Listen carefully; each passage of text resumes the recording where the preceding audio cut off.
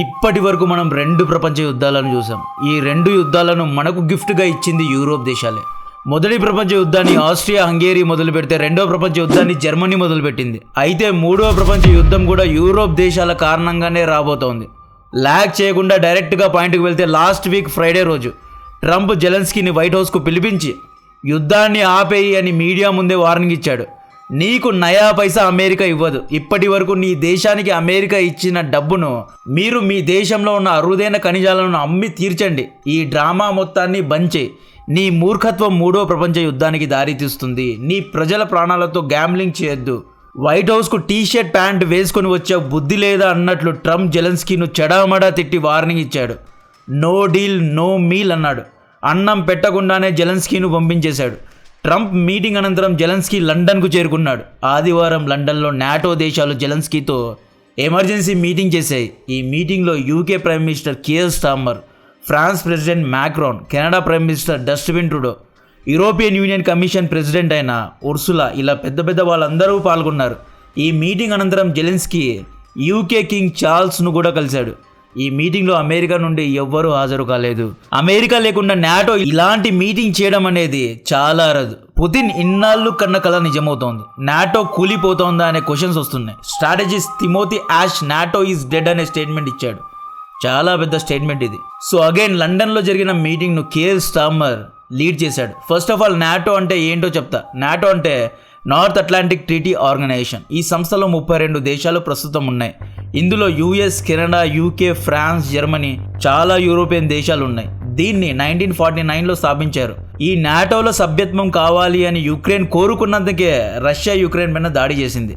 ఈ గ్రూప్ యొక్క main agenda article 5 అంటే కలెక్టివ్ డిఫెన్స్ అనమాట. ఈ నాటో దేశాల్లో ఏ ఒక్క దేశం పైన ఎవరైనా దాడి చేసినా మిగతా 31 దేశాలు ప్రతిదాడి చేస్తాయి అన్నమాట. ఆర్టికల్ 5ను పాస్ చేస్తాయి అన్నమాట. వన్స్ ఆర్టికల్ 5 ఆన్ అయిందా రెడ్ బటన్ నొక్కినట్లే. 2001లో అమెరికన్ ట్విన్ టవర్స్ పైన దాడి జరిగినప్పుడు నాటో దేశాలు ఆర్టికల్ 5ను పాస్ చేసి ఆఫ్ఘనిస్తాన్లో దండ యాత్రకు దిగాయి. సో పుతిన్ ఇప్పుడు ఈ నాటో దేశాలను చీల్చే పనిలో ఉన్నాడు. ఎలా చీల్చనున్నాడు అనేది చెప్తా. ఈ యుక్రెయిన్ సమస్య ఎంత దూరానికి వెళ్ళబోతోంది అనేది చెప్పే ముందు 1 మినిట్ తీసుకుంటున్నా. ఈ ప్రపంచంలో 5 హై పేయింగ్ జాబ్స్ ఉన్నాయి. అవేంటి అంటే data analysis yearly 38 lakhs package, personal branding yearly 30 lakhs package, business strategies for building startups yearly 40 lakhs package, content creation అంటే యూట్యూబ్, ఇన్స్టాగ్రామ్ లో కంటెంట్ క్రియేట్ చేయడానికి ఇచ్చే package yearly 20 lakhs, artificial intelligence లో year కు దాదాపు 50 lakhs వరకు package వస్తుంది. మనం 2024లో లే ఆఫ్స్ చూసాం. 2025లో కూడా చూస్తున్నాం. ఈ స్కిల్స్ ను నేర్చుకోవడానికి లక్షలకు పైగా డబ్బును ఖర్చు పెడుతున్నారు, కానీ బెటర్ రిజల్ట్స్ ను పొందలేకపోతున్నారు. పై చెప్పిన స్కిల్స్ ను కేవలం 180 minutes లో ఫ్రీగా నేర్చుకొని సేమ్ ప్యాకేజ్ లో జాబ్స్ ను కొట్టచ్చు అన్న విషయం మీకు తెలుసా? ఇంట్రెస్టింగ్ గా ఉంది కదా. ఇది వినండి, ఇది సాధ్యమే. నా దగ్గర ఒక ట్రైనింగ్ సెషన్ ఉంది. దీని యొక్క లింక్ ను డిస్క్రిప్షన్ లో కమెంట్ బాక్స్ లో ఇస్తున్నాను. మామూలుగా దీని యొక్క కాస్ట్ 15,000 రూపాయలు. బట్ మన ఆడియన్స్ కి ఇది ఫ్రీ. ఇక్కడ డిమాండింగ్ స్కిల్స్ అయిన data analysis, personal branding, content creation, business strategies and resume building గురించిన ట్రైనింగ్ ఇస్తారు. జాబ్ హంటింగ్ ఎలా చేయాలి, శాలరీ హైక్స్ ను ఏఐ ద్వారా ఎలా తెచ్చుకోవాలి అనే విషయం గురించి ట్రైనింగ్ ఇవ్వబడుతుంది. ఇది వర్కింగ్ ప్రొఫెషనల్స్ ఒక్కటే కాదు, non field, non IT, freelancing, sales అందరికీ ఇది ఉపయోగపడుతుంది. ఎవరైతే ఏఐలో స్కిల్స్ను అప్డేట్ చేసుకుంటారో అటువంటి వారికి మిగతా వారికంటే 5% ఎక్కువ ఛాన్స్ ఉంటుంది. ఇంకా లేట్ చేయొద్దు. జస్ట్ 180 minutes ట్రైనింగ్ అంతే. దాదాపు 20 లక్షల కంటే ఎక్కువ మంది ఇక్కడ ట్రైనింగ్ తీసుకొని తమ యొక్క కెరియర్లో దూసుకుపోతున్నారు. దీని యొక్క లింక్ను డిస్క్రిప్షన్లో కమెంట్ బాక్స్లో ఇస్తున్నా. మనం 1991 గురించి చదువుకున్నాం. సోవియట్ యూనియన్ బాల్కనైజేషన్ అంటే చీలివేత గురించి విన్నాం. కానీ యుక్రెయిన్ విషయంలో నాటో దేశాలు అమెరికాను విభేదిస్తున్నాయి. ఇలాన్ మస్క్ లాంటి వాళ్ళు ఏమంటున్నారు అంటే అమెరికా నాటో సభ్యత్వాన్ని క్యాన్సిల్ చేయాలి అంటున్నారు. ఆదివారం రోజు లండన్లో జరిగిన మీటింగ్లో నాటో దేశాలు జెలెన్స్కీకే సపోర్ట్ చేశాయి. మేము జెలెన్స్కీ వైపే ఉన్నాము అని భరోసా ఇచ్చాయి. ఈ మొత్తం యుద్ధంలో అగ్రెసర్ అంటే పుతిన్, ఆక్రమవాది రష్యా. ట్రంప్ రష్యాని నిందించకుండా, పుతిన్ను నిందించకుండా జెలెన్స్కీ పైన మండిపడడం కరెక్ట్ కాదు అని ఈ దేశాలు భావిస్తున్నాయి. వీళ్ళు యుద్ధాన్ని ఆపడానికి ఒక పీస్ ప్లాన్ను కూడా ప్రిపేర్ చేశారు. ఈ పీస్ ప్లాన్లో 4 పాయింట్స్ ఉన్నాయి. ఇందులో ముఖ్యంగా 2 పాయింట్స్. ఒకటి, యుక్రెయిన్కు దాదాపు 2.26 బిలియన్ పౌండ్స్ డబ్బును యూకే లోన్ రూపంలో ఇస్తోంది. ఈ డబ్బును యూకేలో ఉన్న రష్యా ఆస్తులను జప్తు చేస్తే వచ్చిన లాభంలో ఇచ్చారు.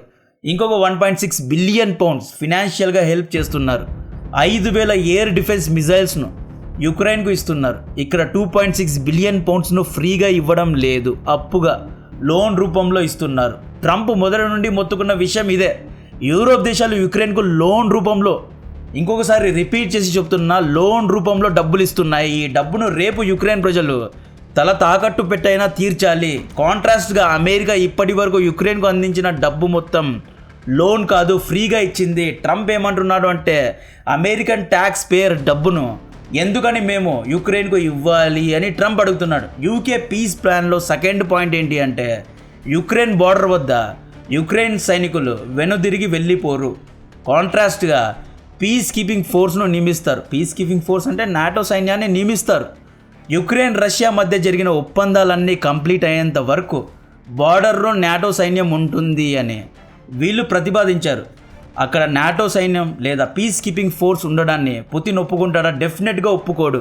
ఇక్కడ యాక్చువల్ ప్రాబ్లంను ఎవ్వరు అడ్రస్ చేయడానికి రెడీగా లేరు. రష్యా యుక్రెయిన్ మధ్య ఉన్న యాక్చువల్ ఇష్యూ ఈ మ్యాప్లో కనిపిస్తున్న లుహాన్స్క్, డొనెట్స్క్, ఖెరోసన్, జియోపార్జియా ఈ 4 రాజ్యాల్లో ఇప్పుడు రష్యన్ ఆర్మీ యొక్క కంట్రోల్ ఉంది. ఈ 4 రాజ్యాలను పుతిన్ లాగేసుకున్నాడు. యుక్రెయిన్ ప్రెసిడెంట్ జెలెన్స్కీ పెడుతున్న డిమాండ్లు ఏంటి అంటే పుతిన్ యుక్రెయిన్లో ఉన్న పవర్ ప్లాంట్స్ పైన దాడి చేయను అనే హామీ ఇవ్వాలంట. యుద్ధ సమయంలో రష్యా అరెస్ట్ చేసిన యుక్రెయిన్ సైనికులను మరియు డిపోటీస్ను రిలీజ్ చేయాలని జెలెన్స్కీ డిమాండ్ చేస్తున్నారు. ఈ 4 రాజ్యాల్లో అంటే లుహాన్స్క్, డొనెట్స్క్, ఖెరోసన్, జియోపార్జియా ఈ 4 రాజ్యాలతో పాటు 2014లో లాగేసుకున్న క్రీమియాను కూడా పుతిన్ ఇచ్చేయాలంట. యుక్రెయిన్ భూభాగాల నుండి రష్యన్ సైనికులు విత్డ్రా అవ్వాలంట. ఫ్యూచర్లో పుతిన్ యుక్రెయిన్ పైన న్యూక్లియర్ దాడి చేయకూడదు. Last but not least, Ukraine NATO మెంబర్షిప్ను కోరుకుంటోంది. ఈ మెంబర్షిప్ను కూడా ఇవ్వాలి. ఈ కోరికలను జెలెన్స్కీ కోరుతున్నాడు. ఈ కొంతిమ కోరికలను నెరవేరుస్తారా? అంత ఈజీనా? అంత సీన్ లేదు. ఈ యుద్ధానికి కారణమే నాటో మెంబర్షిప్ కదా. మళ్ళీ ఇతను నాకు నాటో మెంబర్షిప్ కావాలి అని అడుగుతున్నాడు.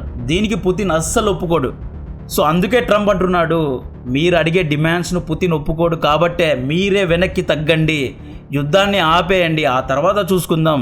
మీరు యుద్ధం చేయడం కారణంగా ఎంతో డబ్బు ఖర్చు అవుతోంది, దయచేసి ఆపేయండి అని ట్రంప్ అంటున్నాడు. ఊరికే లండన్లో మీటింగ్స్ జరపడం వల్ల ఎటువంటి లాభం లేదు. ఈ యుద్ధం మొత్తం ఇప్పుడు డెడ్ లాక్కు చేరుకుంది. రష్యా పీస్ ప్లాన్లో చేస్తున్న డిమాండ్స్ ఏంటి అంటే కౌంటర్గా రష్యా చేస్తున్న డిమాండ్స్ ఏంటి అంటే ఈ 4 ఏరియాస్ను రష్యాలో కలిపేయాలి. 2014లో రష్యా లాగేసుకున్న క్రీమియాను కూడా రష్యాలోనే కలిపేయాలి అని పుతిన్ డిమాండ్ చేస్తున్నారు. నాటోలో యుక్రెయిన్ జాయిన్ అవ్వకూడదు. రష్యా పైన వేసిన శాంక్షన్స్ను తక్షణమే ఎత్తివేయాలని పుతిన్ డిమాండ్ చేస్తున్నారు. యుక్రెయిన్లో ఉన్న రష్యన్ స్పీకింగ్ ప్రజలపైన వివక్ష చూపించకూడదు అని పుతిన్ డిమాండ్ చేస్తున్నారు. యాక్చువల్లీ యుక్రెయిన్లో చాలామంది రష్యన్ స్పీకింగ్ ప్రజలు ఉన్నారు. వారిపైన యుక్రెయినియన్స్ వివక్ష చూపిస్తూ ఉంటారు. సో అలా చేయొద్దు అని పుతిన్ వార్నింగ్ ఇస్తున్నాడు. పై చెప్పిన రష్యా పెట్టిన డిమాండ్స్ను యుక్రెయిన్ ఒప్పుకుంటుందా? అస్సలు ఒప్పుకోదు. ఇప్పుడు మిగిలిన ఆప్షన్ రష్యాను ఓడించడం లేదా పుతిన్ను చంపేయడం. ఇవి రెండూ సాధ్యం కాదు. రష్యాను ఓడించడం అంటే 3వ ప్రపంచ యుద్ధాన్ని గెలిగినట్లే. అందుకే చెబుతున్నా వీళ్ళందరూ కలిసి కొట్టుకుంటారు, ఆయుధాలతో దాడి చేసుకుంటారు, వీలైతే న్యూక్లియర్ వెపన్స్తో దాడి చేసుకుంటారు. దీని కారణంగా ప్రపంచం నాశనం అయ్యే అవకాశం ఉంది, భూమి కంపించే అవకాశం ఉంది. భూ వినాశనం జరగబోతోందా అనే క్వశ్చన్స్ వస్తున్నాయి. రీసెంట్గా డూమ్స్ డే ఫిష్ గురించి వినే ఉంటారు. ఈ డూమ్స్ డే ఫిష్ ఎప్పుడు కనిపిస్తుంది అంటే భూమాతకు కోపం వచ్చినప్పుడు, ఏదైనా అర్త్ క్వేక్ లేదా సునామీ వచ్చే ముందు, ఏదైనా విపత్తు జరిగే ముందు ఈ dooms day fish deep sea నుండి, అంటే ఈ డూమ్స్ డే ఫిష్ టెక్టానిక్ షిఫ్ట్స్ను, భూకంపాన్ని ముందే సెన్స్ చేస్తాయి. కాబట్టి ఇవి తన ప్రాణాలు కాపాడుకోవడానికి సముద్ర ఒడ్డు దగ్గరకు వస్తాయి. సో మెక్సికన్ సముద్ర తీరంలో డూమ్స్ డే ఫిష్ కనిపించింది. ఈ ఫిష్ చూసిన వాళ్ళకి మైండ్ ఆగిపోయింది. ఎందుకంటే ఈ ఫిష్ కనిపించకూడదు. ఇది కనిపించిందంటే ఏదైనా అర్త్క్వేక్ వస్తుంది లేదా ఏదో పెద్ద వినాశనం జరుగుతోంది అనే సంకేతం ఇది. సో కేరళలో కూడా విచిత్రంగా కొన్ని ఫిష్ బయటకు వచ్చాయి. ఇప్పుడు అమెరికా యుక్రెయిన్ ఇష్యూ, దాదాపు 5,000 మిజైల్ డిఫెన్స్ను యుక్రెయిన్కు ఇస్తున్నారు. ఈ వ్యక్తికి ఆయుధాలను డబ్బులు ఇస్తే ఇతని కారణంగా పుతిన్ ట్రిగ్గర్ అయ్యే అవకాశం ఉంది, రెడ్ బటన్ను నొక్కే అవకాశం ఉంది. ఇలా జరిగితే ప్రజలు చనిపోతారు, స్టాక్ మార్కెట్ పడిపోతుంది. వీళ్ళు చేసుకునే న్యూక్లియర్ దాడి కారణంగా భూమి కంపించే అవకాశం ఉంది, న్యాచురల్ డిజాస్టర్ జరిగే అవకాశం ఉంది. ఆల్రెడీ 2 గిఫ్ట్స్ ఆల్రెడీ మీరు ఇచ్చారు, దయచేసి 3వ గిఫ్ట్ ఇవ్వద్దు అని చాలామంది కోరుకుంటున్నారు. యూరోప్ దేశాల ప్రవర్తన 3వ ప్రపంచ యుద్ధానికి దారి తీసేలా ఉంది అని నేను కాదు, అమెరికన్ ప్రజలు చెబుతున్నారు. ఇక్కడ 2 వర్షన్స్ ఉన్నాయి. కొంతమంది తెల్లవాళ్ళు అమెరికా నాటో సభ్యత్వాన్ని క్యాన్సిల్ చేసుకోవాలి. యూరోప్ ప్రజలు వార్ మాంగర్స్, యుద్ధాన్ని కోరుకునేవారు. యూరోప్ దేశాలు యుక్రెయిన్కు ఇస్తున్న డబ్బు, అందిస్తున్న మిజైల్స్, వీళ్ళ వాలకం చూస్తుంటే వీళ్ళు మళ్ళీ యుద్ధాన్ని రేకెత్తించేలా ఉన్నారు. అమెరికా దీంతో ట్రిలియన్స్ ఆఫ్ డాలర్స్ నష్టపోయే అవకాశం ఉంది. అమెరికా నాటో నుండి వెనుదిరగాలని ఇలాన్ మస్క్ సైతం ప్రపోజ్ చేస్తున్నారు. ఇది ఒక వర్షన్. రెండో వర్షన్ తెల్లోళ్ళు ఏమంటున్నారు అంటే, నాటో అమెరికా ఏది చెప్తే అది వినింది కదా. 2001లో మీ ట్విన్ టవర్స్ పైన దాడి జరిగితే వెనక ముందు చూసుకోకుండా నాటో సైనికులు, యూరోప్ దేశ సైనికులు ఆఫ్ఘనిస్తాన్లో కవాతు చేశారు కదా, ఆఫ్ఘనిస్తాన్లో యుద్ధం చేశారు కదా, పఠాన్లతో తాలిబాన్తో యుద్ధం చేశారు కదా.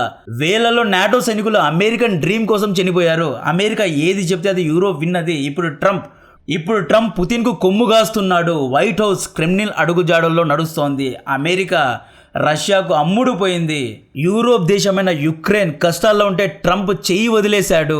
బలవంతం చేస్తున్న, ఆక్రమిస్తున్న రష్యాను తిట్టకుండా జెలెన్స్కీ పైన మండిపడ్డాడు. తిన్న అన్నం మీద ఉంశాడు అన్నట్లు ఇంకొక వర్షన్ తెల్లోళ్ళ ఒపీనియన్. ఈ విధంగా వెస్టర్న్ దేశ ప్రజలు 2 భాగాలుగా విడిపోయారు.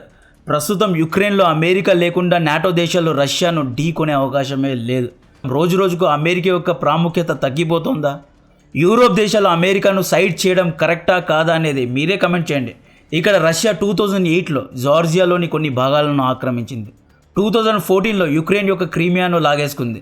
ఇప్పుడు యుక్రెయిన్ రాజ్యాలను లాగేసుకుంది.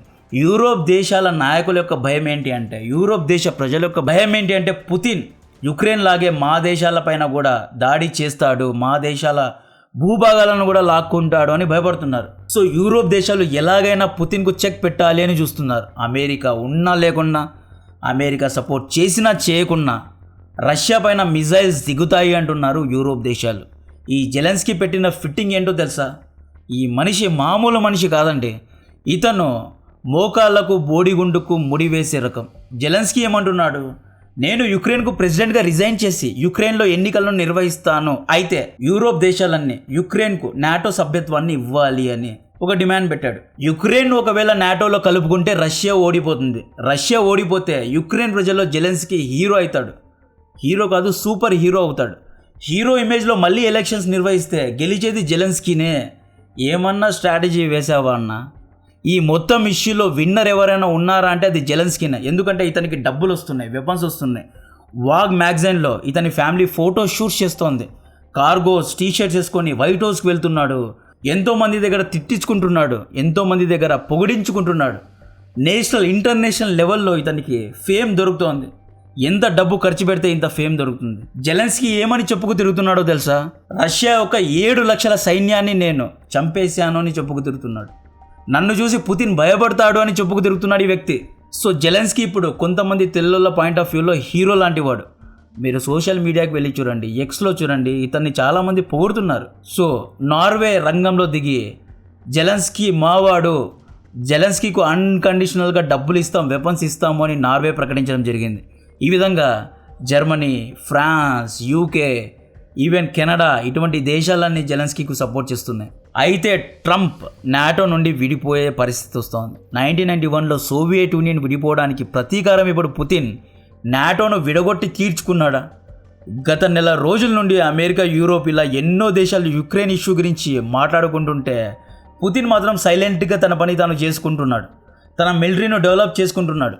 American cabinet minister Tulsi Gabbard ఏమంటున్నారు అంటే, జెలెన్స్కీ యుక్రెయిన్ యొక్క మీడియాను తన కంట్రోల్లో తెచ్చుకున్నాడు. యుక్రెయిన్లో ఎన్నికలను క్యాన్సిల్ చేసి కాన్స్టిట్యూషన్ను సస్పెండ్ చేశాడు. జెలెన్స్కీ మార్షల్ లా విధించాడు. తాను యుక్రెయిన్లో డీఫాక్టో లీడర్గా నియంతలాగా మారిపోయాడు. రష్యాతో యుద్ధం చేస్తున్నాడు. జెలెన్స్కీ అనే ఈ వ్యక్తి లెజిటిమేట్ ప్రెసిడెంట్ కాదు, తుల్సీ గబార్డ్ ఆరోపిస్తున్నారు. అమెరికా తలుచుకుంటే యుక్రెయిన్లో సివిల్ వార్ను రేకెత్తించి జెలెన్స్కీను తొలగించగలదు. ఎలాగైతే బంగ్లాదేశ్లో చేశారో సేమ్ అలాగే చేయగలరు. ఈ విషయం జెలెన్స్కీకి కూడా బాగా తెలుసు కాబట్టి జెలెన్స్కీ యూరోప్కి వెళ్ళాడు. లండన్లో ఉన్న పెద్దలను కలిశాడు. మేబీ యుక్రెయిన్లో సివిల్ వార్ అయినా రావచ్చు, లేదా వీళ్ళందరూ కలిసి రష్యా పైన 3వ ప్రపంచ యుద్ధాన్నైనా డిక్లేర్ చేయగలరు. ఫైనలీ ఈ యుద్ధం ఎటువైపు వెళ్తుంది అని అప్డేట్స్ ఇస్తూనే ఉంటా. ఇటువంటి నాలెడ్జబుల్ జియోపొలిటికల్ కంటెంట్ మీకు అర్థమైందా? అర్థమైతే ఒక లైక్ చేయండి. జై హింద్.